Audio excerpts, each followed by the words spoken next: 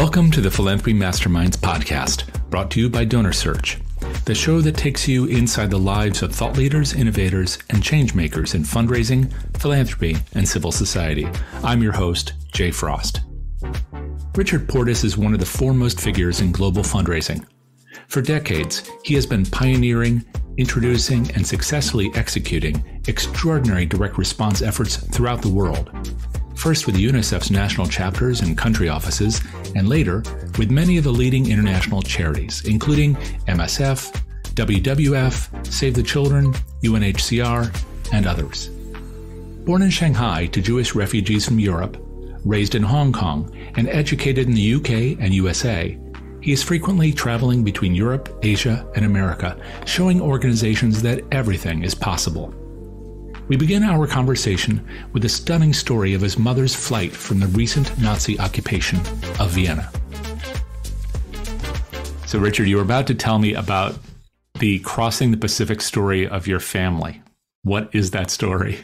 Well, it's not really my whole family, but as you may know from previous discussions that we've had, my parents were born in Vienna, and they left Vienna in 1938, shortly after the Anschluss, when Germany invaded and took over Austria. And so my mother, who had not met my father at that time, actually, in order to get out of Austria, since she was Jewish, got a job as a nanny to the Indian Consulate General in New York, and then took the train, I think, or flew to London, joined the family, and then went over to New York with the family. In fact, ended up living in Portchester, which is about 10 minutes away from where I am now. But after being a nanny for a year, she got kind of impatient and wanted to move on. And her boyfriend at that time had gone to Shanghai because he had studied the Chinese language. And Shanghai, was one of the few places in the 1930s where you could go without a visa because it was an international city. There was a French concession and a British concession and I think an American concession and so on. Shanghai was kind of divided up into these international zones. So a lot of Jews from Central Europe actually ended up in Shanghai. So my mother, who was, I guess, about 21 at the time, took the Trans-Canadian Railway to Vancouver, got onto, one of these tramp steamers and got in steerage and went across the Pacific in this little cargo ship, I guess, that took a few passengers. She said it was the worst journey of her life, and ended up 3 or 4 weeks later in Shanghai, where she met her boyfriend and they got married. But when you mentioned about crossing the Pacific, it brought that to mind. And she was quite a character, and she did a lot of journeys like that, including at one point taking the Trans-Siberian Railway across Siberia, and doing kind of wild things. And so these are your parents. This is yeah. So eventually, my mother met my father in Shanghai, and I was actually born in Shanghai. Right. And, we left when I was about 3 years old, moved to Hong Kong, and I then grew up in Hong Kong. Eventually, went to school in England, and finally came to the United States for graduate studies, and actually did graduate work in political science at Columbia University before joining the UN. Well, before we even go there, because that's a lot of ground you just covered. If you have a mother who left Europe at one of the last possible moments, correct, in safety, went to work at with the Indian consulate, which is pretty remarkable in New York, and then took the steamer to Shanghai, then met your father, the man who was becoming your father, and stayed there. What was he doing there? What were they both doing at the time when they first met? Well, they were part of this Jewish community of about 30,000 people who had made their way to Shanghai from various Central European locations. Because, you couldn't get into the United States in those days. The only people who got into the United States are people like Einstein, and very famous scientists who had special visas arranged for them. But ordinary people just couldn't get into the US unless maybe you'd been on the waiting list for 10 years or something. So all these sort of Jewish people from Central Europe. And the irony is my mother wasn't even Jewish by religion. She was ethnically Jewish, but had actually converted to Lutheranism. But of course, for the Nazis, that did not make any difference. Right.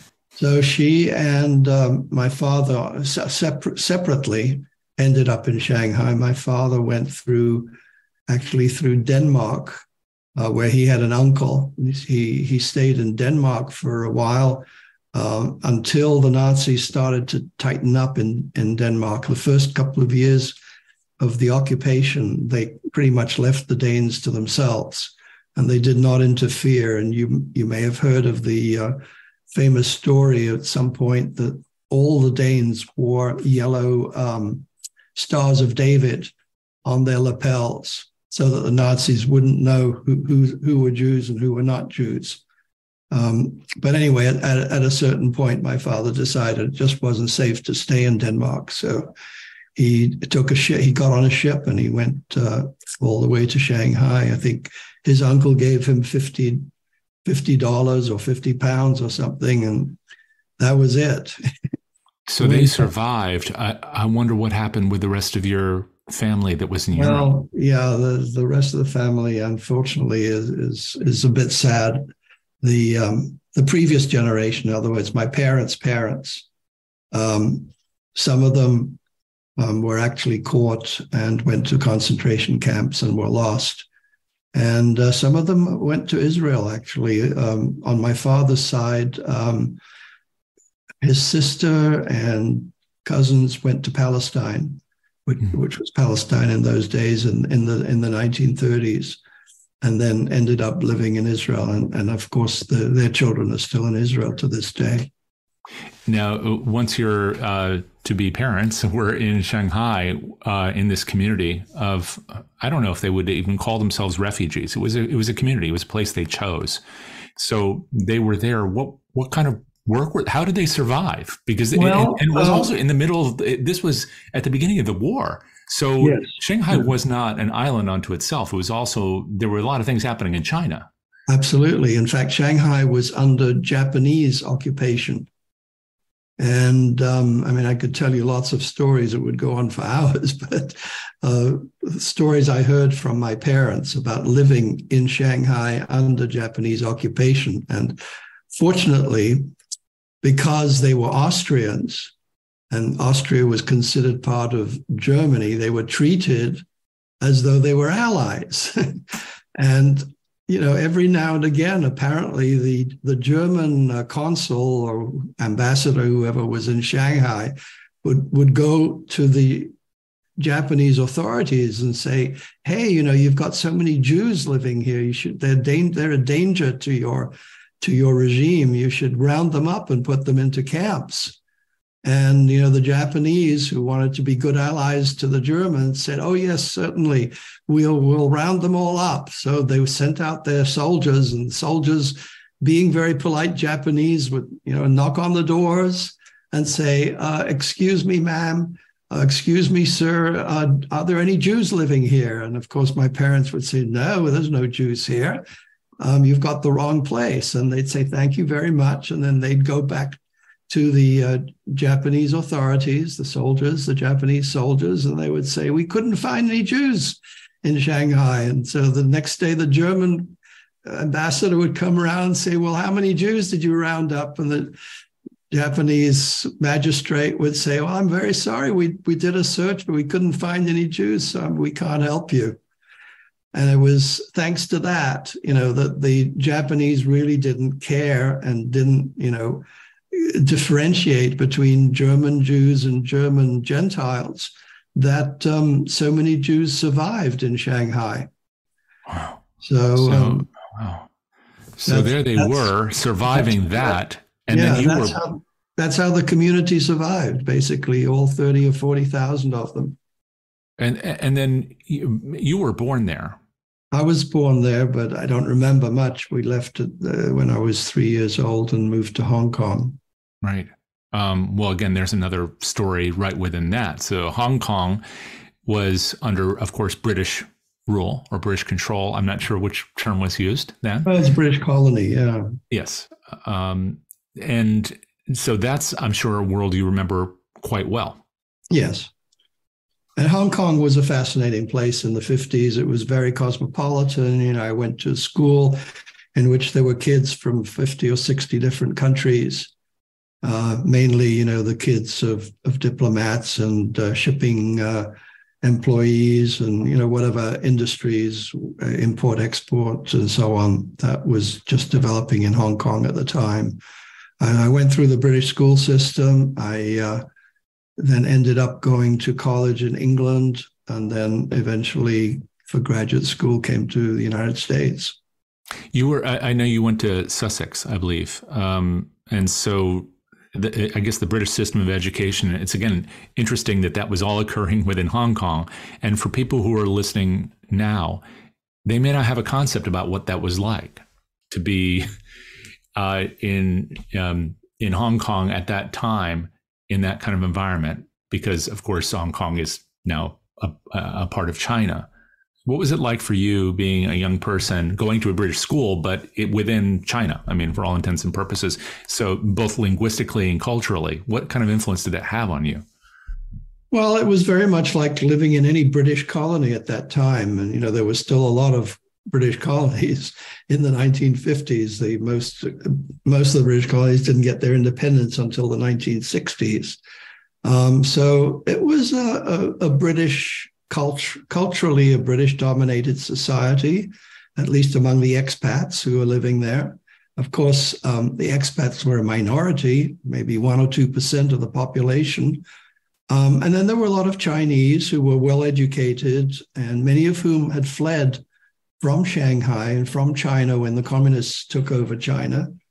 And like I said, I went to a school with 50, 60 different nationalities, but about 1/3, maybe to a half of my schoolmates were Chinese, although, of course, the language of instruction was English. And I always joke about the fact that my colleagues that I went to in, high school and primary school and secondary school, the ones who went back to their countries, the United States, Britain, Scandinavia, Germany, whatever, we all ended up, getting this wonderful education back in Europe, which our parents thought we couldn't get in Hong Kong. And we all ended up being working stiffs. And of course, all the kids in my class, or not all, but a lot of the kids in my class who were Chinese and didn't have the benefits of getting a European education stayed behind in Hong Kong, and they've all become billionaires.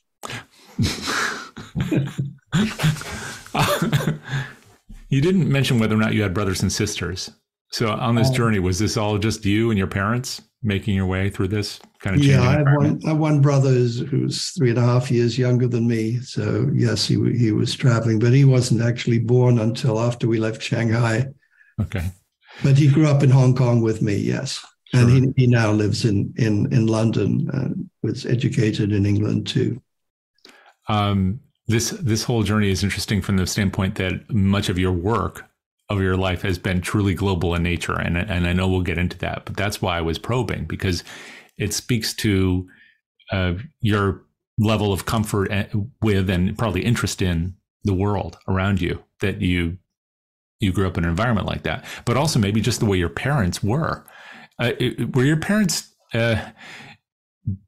doing these things and making these choices just because they had to, or was it part of their character? Because when you described your mother, it sounds like she was not only a person who took the opportunity to do things that would be helpful for her, that would protect her, but also that were pretty interesting to do. There were a lot of other ways that people would try to survive these circumstances, but she found a really extraordinary way of doing it. Right. Well, I always say that my parents' generation were the ones who really, really had a hard life, had a hard time. I suppose that's true of Americans too, because our parents' generation, went through the Depression and things like that. But really, I have to say that being in the next generation and growing up in Hong Kong, I felt very privileged. And, I got a good education in Hong Kong in a British school, which was really more like an international school. I was then, sent to England for my university undergraduate education. So I think that the amount that our parents' generation suffered, in a way, led to us in our generation having a pretty easy life. Certainly compared to what they went through. So I always felt that we belonged to a blessed generation that had it pretty easy and that had good opportunities, no matter whether we were in Hong Kong or in Europe or in North America. But it also sounds like it inspired a fair amount of comfort with adventure or an interest in it, because you didn't have to necessarily go to Sussex and then to Columbia. I'm sure you, with your parents' influence, chose to do those things. So how did you choose to go to Britain for the university and then on to Columbia? Well, having been through the British educational system in Hong Kong, which was basically an extension of the British educational system, being a colony, it was logical to go to an English university. And I went through the same process that most English or most Britishers of my age went through, where you'd apply to, half a dozen universities, and then you went to wherever you were accepted. And it happens that I was accepted to Sussex. And you were studying poli-sci, is that right, at that point? Or what they called it international relations in those days. Right. And then in my last year before I graduated, I saw an announcement on one of the notice boards asking people to apply for English-speaking union fellowships at American universities. And having studied international relations, it made sense to go and do my graduate studies in the United States. So again, I applied to a handful of universities and ended up being accepted by Columbia. And again, having a very privileged existence at Columbia, thanks to the fact that I was, a foreign student. And your parents were still back in Hong Kong during all of this? Yeah, my parents stayed pretty much in Hong Kong for the rest of their lives. My mother went back to Austria for the last 3 or 4 years of her life. In fact, when Hong Kong was handed back to the Chinese, it wouldn't have changed. It wouldn't have made much difference whether she went back or not. She just decided that was a good time to go back. My father had passed away by then, and she actually ended up in Vienna. And she was always, in spite of her experiences, she was always someone who loved Austrian or Viennese culture and Viennese traditions, and went to the opera and all those kinds of things. So there you were getting back to New York, which is where she first went. This is very funny. It's this story. Ironic, isn't it? Yeah. And so you were at Columbia studying, I guess, international relations and so forth. Did you have an appetite to stick around here? How is it that you managed to stay? How did you find New York after having this international existence? Well, New York is just as international as any of the big cities, I guess, that I had been to. So I felt very much at home.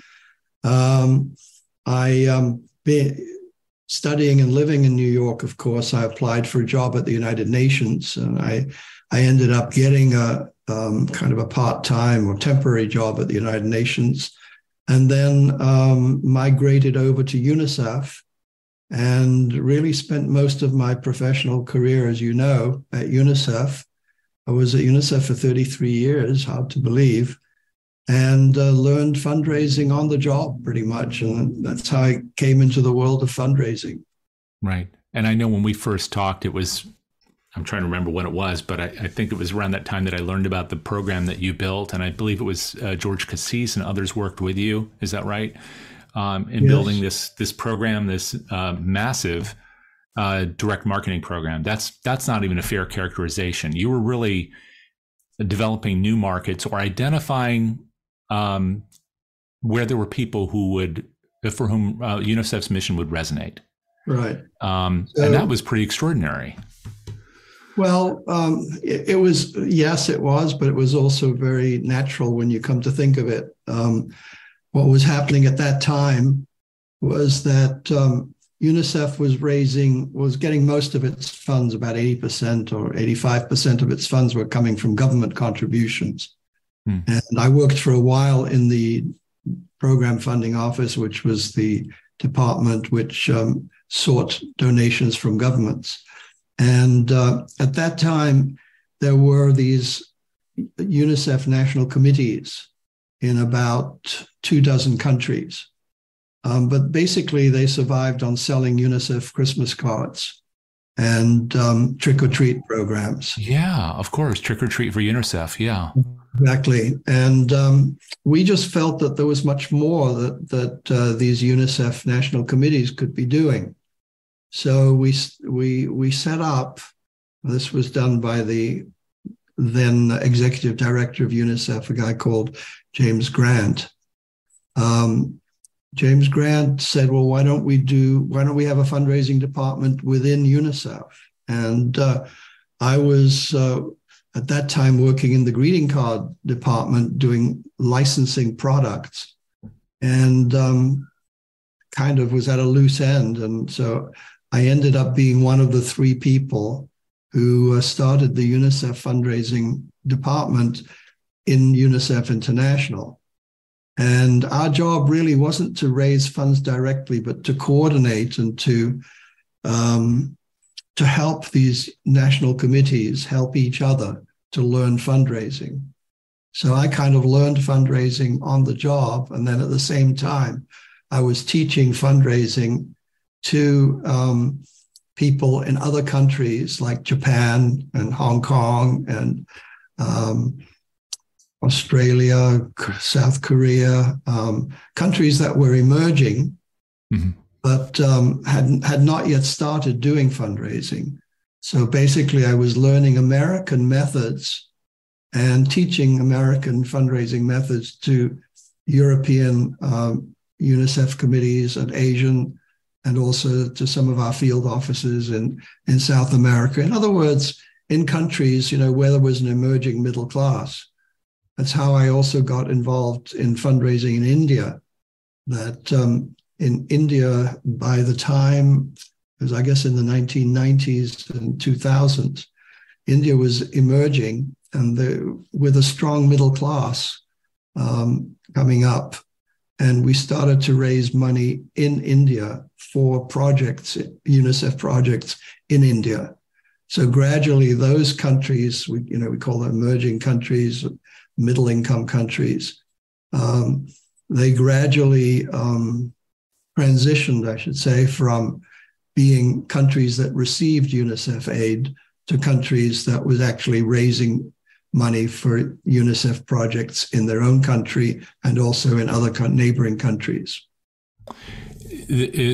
I seem to remember that there was some resistance within some of these countries, that there was just not a belief that people there would give. That existed here among Americans who thought, well, there's no money in these places. Those people don't have a culture of philanthropy, these kinds of biases.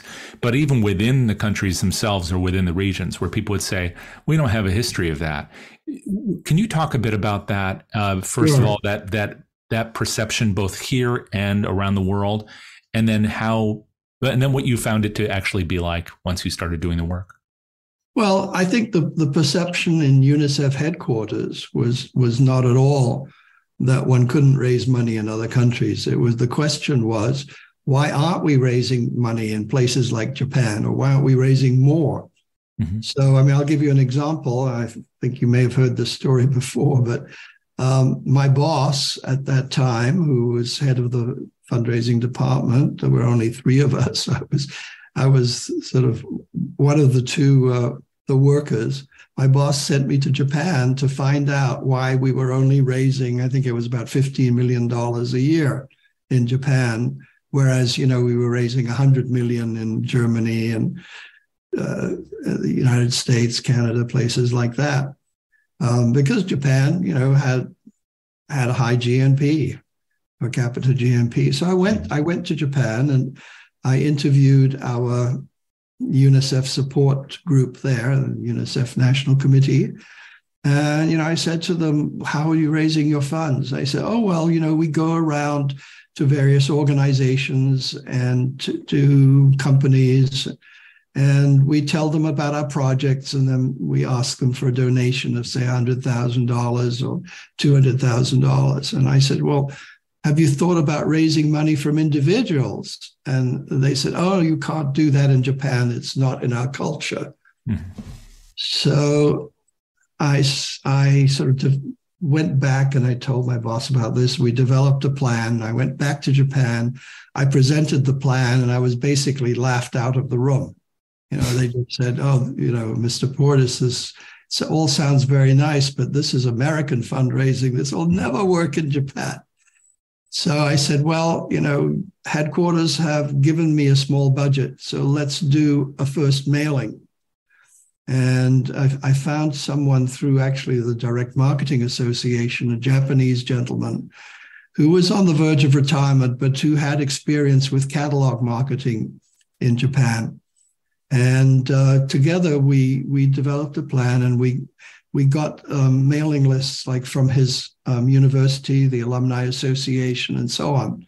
We put these lists together. We sent out 100,000 letters, and guess what the response was? We were expecting nothing. The response was 17%. Mm-hmm. 17% is unheard of. With an average donation, I think, of about the equivalent in Japanese yen of $60. Which is, that must have been at least double or triple what it was in the U.S. at the time, right? Absolutely, yeah. It was $30 exactly. So our Japanese committee, were just absolutely flabbergasted. They couldn't believe, the checks and the money that was coming in to their office. They were inundated with mail, mail bags full of donations coming in. And the next thing that happened was that the newspapers got hold of this, heard about this. And the newspapers called in and said, we want to interview you about this. Why, what is going on here? Well, the executive director, our Japanese executive director, hid out for 5 days because he was so afraid of what the media might say about this outrageous act that UNICEF was doing in Japan. We finally managed to get him to come back to the office and accept some interviews. And, they were all quite favorable. What was he worried would happen? Was it because you were asking people for money? Was it because of where the list came from? What was it? Everything, everything that was unaccustomed, that they were unaccustomed to. And at first they just denied that they did it. They said, this was done by UNICEF headquarters, has nothing to do with us. Anyway, the result of that, I can happily say, and it continued for a number of years, was that they went from $15 million a year within, I think, 7 or 8 years. They were up to $200 million a year. Wow. So it really made a huge difference. Of course, it wasn't just direct mail. We also started telemarketing, and we started major gifts and legacies and things like that. And, today, UNICEF Japan has a very similar fundraising program that you would find in any American, North American, or European nonprofit. There's something I seem to remember about this when I first heard about it years ago from you, which has to do with not just how the process worked, finding a list, sending a letter, testing it, and if it worked, doing more of what worked. All of that, of course, is a way of diffusing this idea that it's an American process. It's just a process that works. But there's another element which is fascinating to me, which is Japan is a country that was also still very rapidly, but recovering from the war. This is also true in some of the other emerging markets where you find these big growing middle classes, and other markets where UNICEF worked. I think it included Brazil and other places. I can't remember now. But in each of these places, there was a lot of growth, especially post-war growth, and people who remembered what it was like to be without. And I seem to remember some story about people saying, to other service organizations, where were you when I needed my first glass of milk or my first pair of shoes? And UNICEF was there. So how much of this is also recognizing where not only is there economic opportunity, but also a group of people who will really feel that this is important because they've been there themselves? Well, this was in the 1990s, mid-1990s. So it had been almost a while. Almost 50 years since the war had ended, Sure. But you're right. I mean, there were a lot of older people who donated to UNICEF because they said, oh, I remember getting UNICEF powdered milk, when I was a baby or when I was a child, or my parents telling me about UNICEF. So that certainly helped.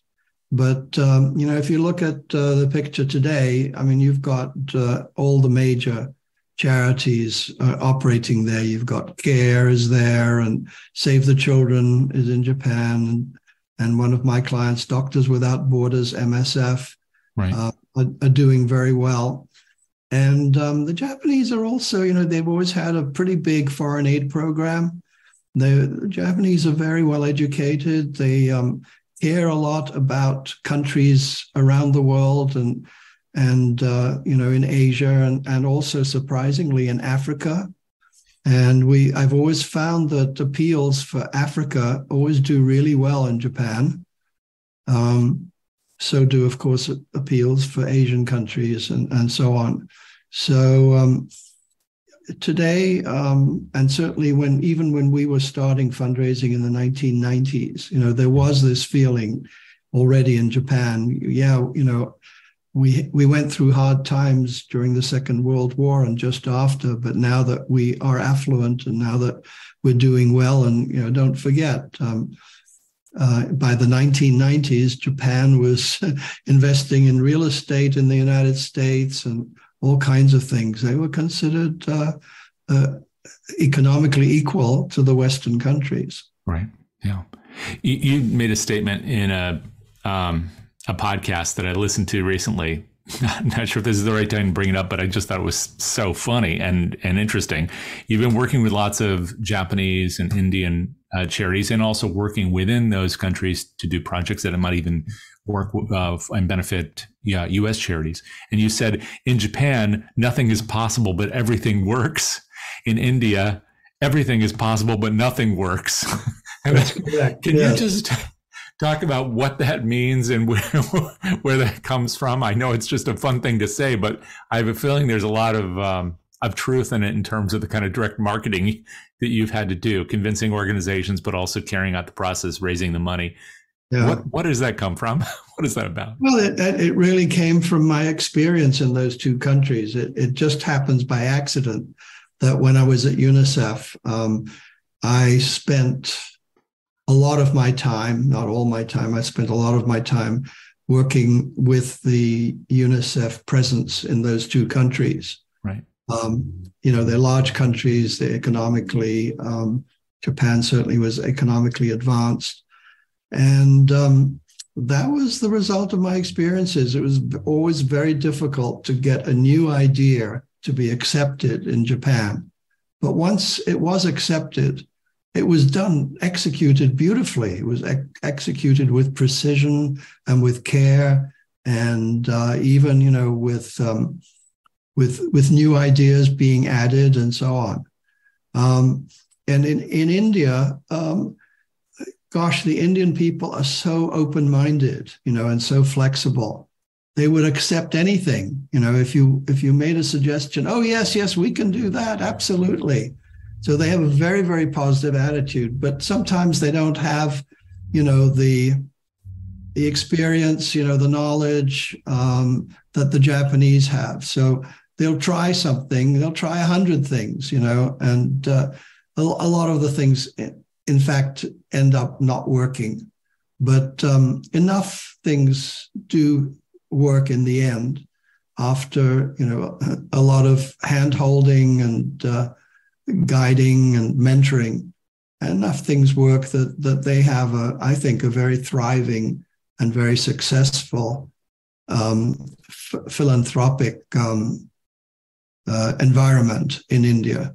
And of course, Indians themselves, the middle class and the upper class Indians, see the poverty around them, and they see that that something needs to be done about it, and they're tired of just giving money to panhandlers. So they've been convinced, to set up their own organizations. One of my clients is an organization called CRY, which stands for Child Rights and You, CRY.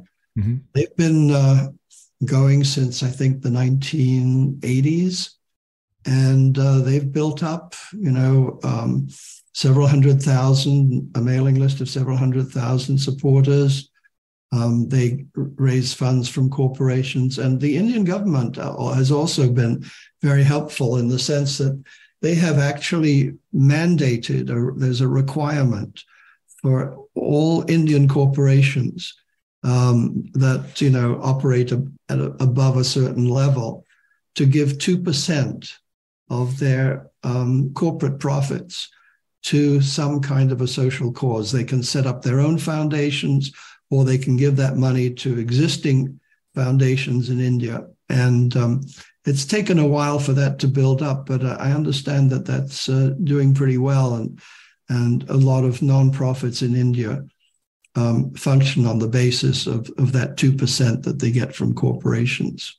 I don't know if there's anything like that anywhere else in the world, where the government mandates that companies have to give 2% of their proceeds if they're above a certain level, and that has to go to charity. Is there anything like that anywhere else? I have heard that there's something similar in Brazil, but it's certainly few and far between. There's not many countries that do that. Right. We certainly don't have that here, not only the mandate, but even that percentage as an average for the larger companies. I think it says a lot about how these environments develop. And part of it is these kinds of partnerships, like the work that you've done, people being open and responsive to it, willing to grow the sector, and then they make their own decisions internally. The government, the society, the organizations, they keep riffing off whatever they decide works in their environment. It speaks a lot to this kind of nimbleness, but there's something embedded in all of this, which is something else you've talked about elsewhere, which is not just things that work and don't work, but whether or not people are willing to do things like you were talking about with these two countries, these two cultures. And part of that also stems from this kind of idea about trust. And we're having a real issue with trust with charities in this country and maybe around the world. And you were talking about this, you had an exchange with someone in a blog recently, and you said, aren't there larger societal trends that have caused the decline in the numbers of households making donations, which is something we've talked a lot about here and has been written about recently. And you mentioned two, huge increases in income disparity and an accompanying rise in cynicism and lack of trust in our institutions.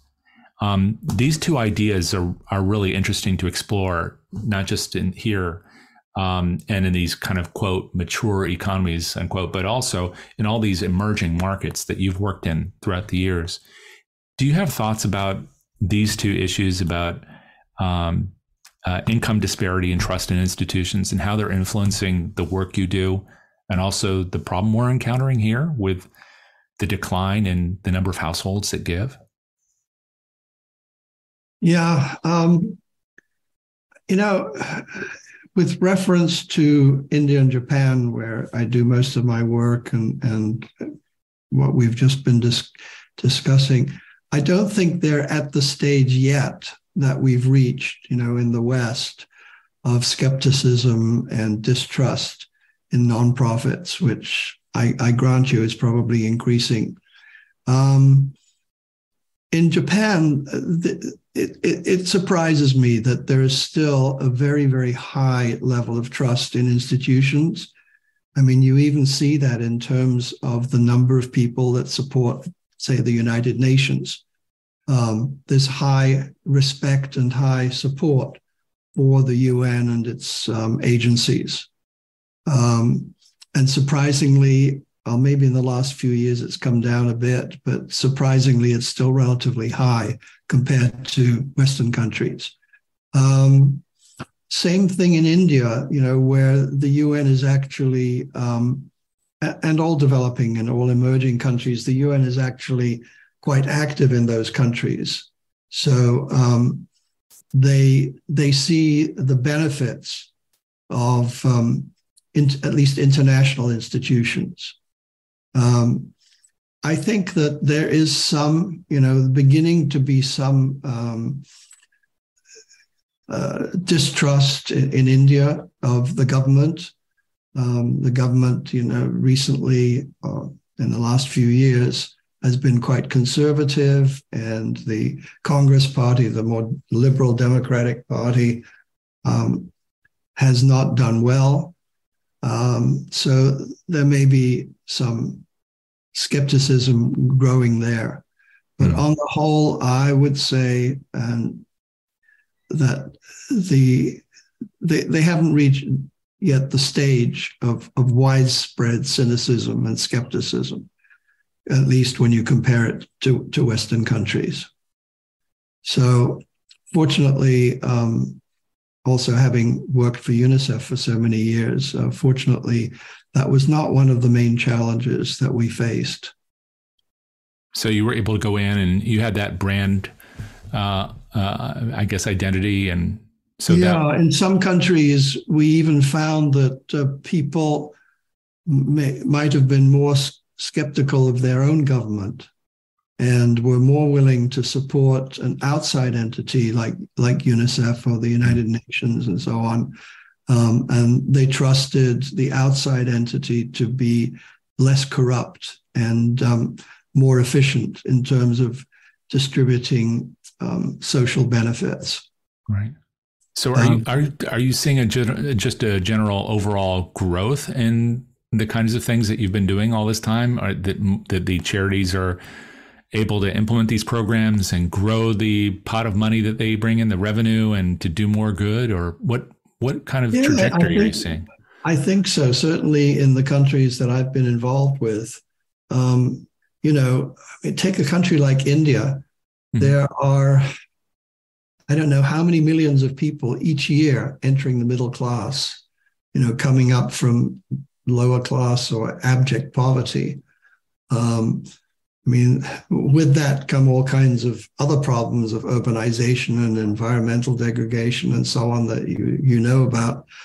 But I think that in developing countries now that there is an expansion of the nonprofit sector.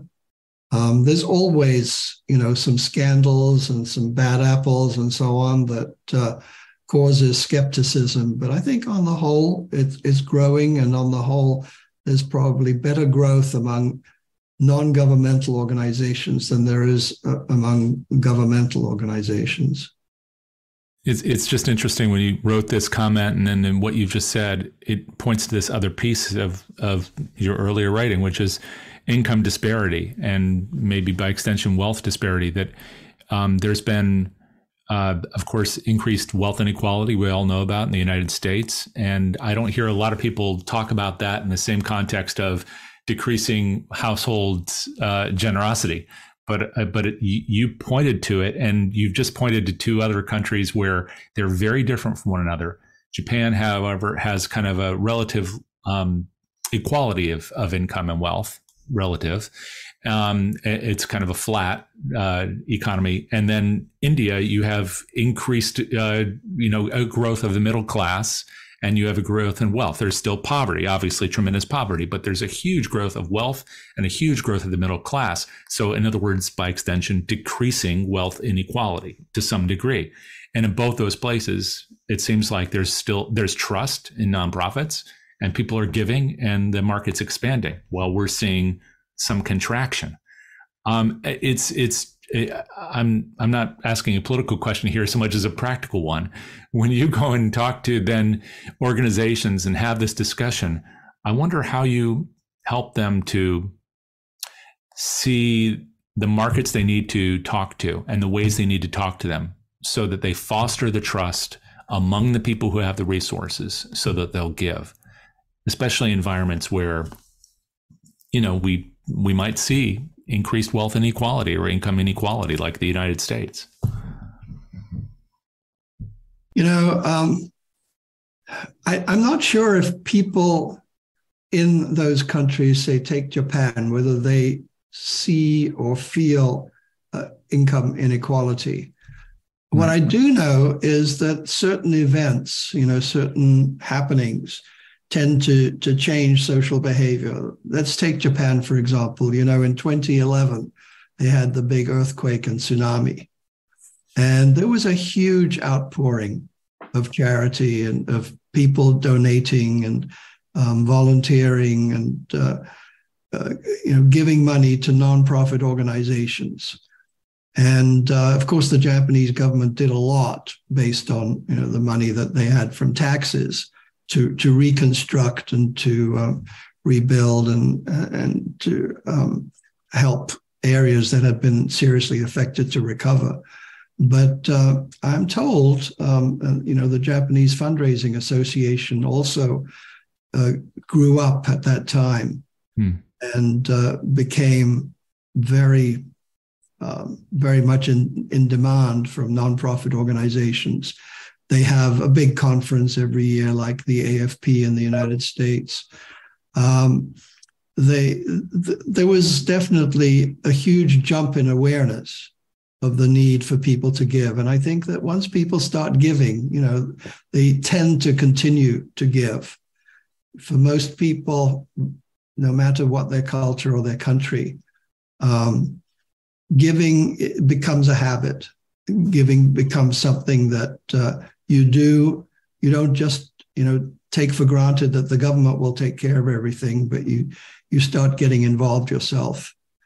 And even though there are these income disparities, I think at least in the emerging countries, there's still on balance more increase in the middle class than there is, decline in the middle class. So perhaps that's another factor that doesn't make that trend, so prevalent in developing and emerging countries. What's some of the biggest? What are the biggest changes that you've seen in the last few years, especially during the pandemic, but as you're working with the organizations in other countries? Gosh, well, since you mentioned the pandemic,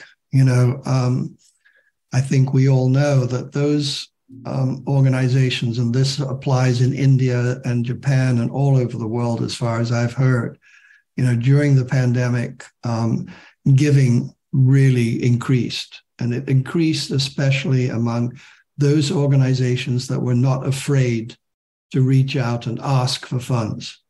Those organizations that pulled back, and a lot of them did, I think suffered very much in terms of income because they just didn't ask for it. And they did not realize that most of the population would be motivated to give more rather than to give less during a pandemic. So certainly in terms of my work, I've been very much busier in the last 3 or 4 years than I ever had been before. And I wouldn't say that, it's necessarily a great thing to live through a pandemic, but from a fundraising point of view, it's really done well for those organizations that were willing to face up to it and were willing to continue asking and perhaps even asking more than before. So coming out the other side of that, as we all hope we will be and are doing, what do you imagine the effect will be? Do you think that, as you said a minute ago, once people start giving, they just keep giving? Or do you imagine that there will be some kind of change in how people give or how organizations interact to ask people to give? Or I think there's always, after a big boost like that, there's always a decline. If you look at the curve, it goes up and then it drops and then it goes up again and it drops. Right. Like the stock market. Yes, sure. Yeah. So maybe for a year or two, people will be less inclined to make donations, but they'll come back. They'll come back, and I'm sure that the upward trend will continue. So, is there something that nonprofits should be doing differently to try and avoid falling off the cliff for a couple of years? Or should they be talking to people more often or differently? The biggest change that I see, I think, is the obvious one, that fundraising is moving much more into the digital arena. And I would say even more so in Western Europe and in Asian countries than in the United States. In the United States, we have this amazing situation where the government actually subsidizes postage rates for nonprofits. As far as I know, that does not exist anywhere else in the world. And so I think the flight away from traditional channels of fundraising like direct mail and telemarketing and so on has been much quicker in Europe and in Asia and in Latin America than it has here in North America. So another thing too is that people have become very protective of their privacy. You know that in Europe, there are strict privacy regulations now. Japan last April adopted a very similar situation, very similar conditions that you have in Europe. It's become extremely difficult to get hold of mailing lists in Japan, whether it's electronic mailing lists or physical snail mail lists and so on. In Japan now, you cannot even do a merge purge or deduplication or a matching of lists without asking people for their permission to do it. So a lot of the big mailers, have devised all kinds of schemes to get people to opt in, even when they're not really opting in, so that they can get around, that regulation. But it's definitely become tougher. And of course, as things become more expensive and more difficult and tougher to do, you tend to migrate over to the internet and email and so on, where the costs are so ridiculously low that you can contact millions of people by email at virtually no cost at all. Yeah. So that's the biggest trend that I see in the world of fundraising, and it's not unexpected, and it's not something that we don't know about already here in the United States. It does mean that people have to be nimble, though, because, as you just said, if Japan's adopted a law that's similar to that of Europe, it's also going to be a little bit different from the law in the United States or from Europe. And so we have to be knowledgeable, and especially if we want to be interacting with other markets. And I know that you've done that throughout your career. And before we began today, you were even talking about how you're doing more, I think you said, physical mail out of India. So how are things changing for you in particular? What do you imagine that your portfolio looks like as you look ahead a little bit, the kinds of work that you do, the organizations you choose to work with, and how you work with them? Well, as I mentioned earlier, I really had to slow down or reduce the amount of work that I can do in places like India and Japan. And what I'm trying to do is to balance that out by working more in the United States and Canada.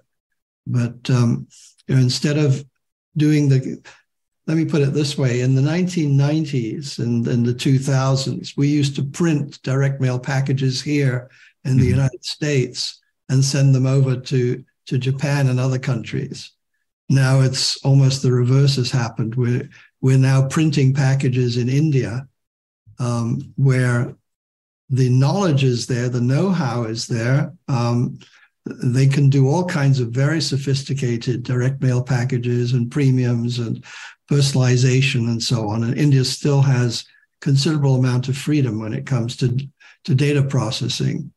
But so we're producing basically direct mail packages in India, putting them into containers and bringing them to the United States and Western Europe and Canada, so that nonprofits that do still operate in that environment can produce these packages for a much, much lower price than when they were producing them within the country or even in China. I think it would surprise a lot of people to know that if you're in Omaha and you got a piece of mail that says New York, it actually came by container ship from India. That's a pretty big change.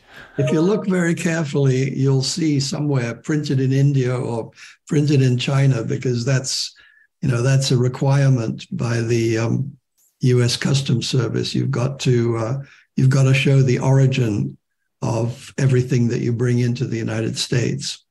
Our politics have changed a lot here, and they're changing all the time throughout the world. There's a lot of sensitivity to where we do our business, where things are made. Sure. Do you anticipate that that's going to influence anything about this kind of work and the choices that charities make here? Yeah, I mean, I'm very concerned about the continuing escalation of mistrust and conflict with China. I can't actually envisage a situation in which we actually have the same kind of conflict, or what you call it, like we have with Russia in the Ukraine.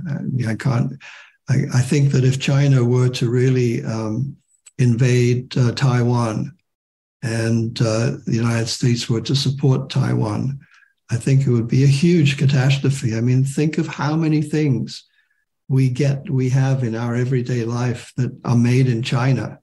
I just cannot imagine what we would do, at least in the short run, if all of a sudden that was stopped. I don't think it's even possible. I remember people saying back in I guess it was the 90s, 80s and 90s, people were saying, a war between India and Pakistan that seemed quite likely at that time. Remember, it got to a certain stage where, because India and Pakistan were economically so linked, where the industrialists, would go to the government and say to the government, "Stop saber rattling," especially once they both had nuclear weapons. And they managed to avoid, continuing these periodic wars that took place between India and Pakistan because of the nuclear weapons and because of the economic ties and the economic dependencies. In the same way, I can understand how we might have a conflict with Russia because we don't really need Russia, and Russia probably doesn't really need us in terms of manufactured goods. But on the other hand, if the same situation were to occur with China, I think we'd be in deep trouble, both countries. It must feel a little bit personal for you. Because if you were born where you were, with the parents that you had, and the place where you came up, and the life you've chosen to lead, I know part of this is just serendipity for any of us. And you've had this incredible career making these choices, and you've just, taken advantage of them and helped a lot of charities along the way. But some part of your heart must be in a place that we're now in direct conflict with. How do you feel about all that? Well, there's certainly a lot of conflicts.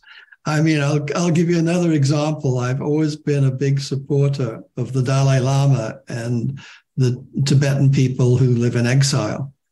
And although maybe I've had some loyalties towards China because of having been born there and growing up there, at the same time, I also have strong feelings of supporting the Dalai Lama. I've even had the privilege of doing some fundraising training for the Dalai Lama's government. But yeah, I mean, in today's world, our interrelationships are so complex that there's bound to be conflict, and there's bound to be conflict situations where you really don't know what should I do? What is the ethically right thing to do? Should I support printing in China, for example, or should I discourage my clients from printing in China? Who knows? It's difficult, and I think one has to look at each situation individually and come to one's own conclusions about it. And then the nonprofits themselves, do we have a role to play in trying to do what those industrialists did, or? Yeah, maybe. I know that a lot of nonprofits already are refusing to have their fundraising materials printed in China because they frankly don't want to encounter the ire of their supporters when the supporters receive a package that says printed in China on it. And it's one reason why a lot of them are moving to India, and I'm helping them do that. The Philanthropy Masterminds podcast is underwritten by DonorSearch, the world leader in donor intelligence solutions.